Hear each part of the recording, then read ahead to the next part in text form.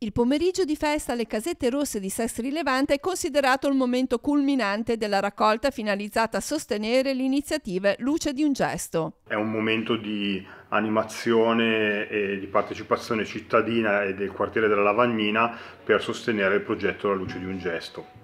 Si è potuto giocare insieme alla tombola e partecipare con una gara di barzellette tutti insieme. È stata una giornata molto positiva, che continueremo a ripetere nei prossimi anni.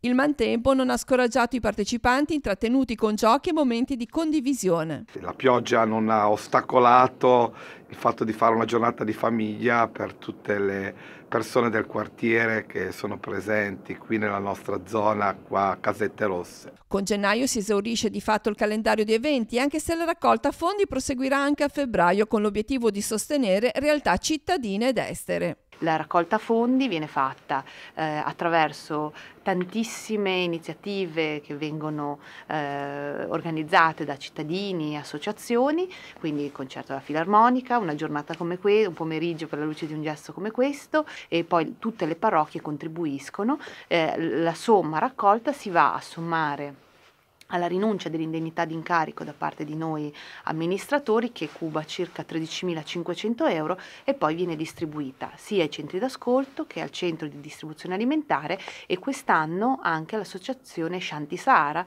che si occupa dei bambini ammalati di patologie neurologiche all'interno dei campi profughi del Sahrawi.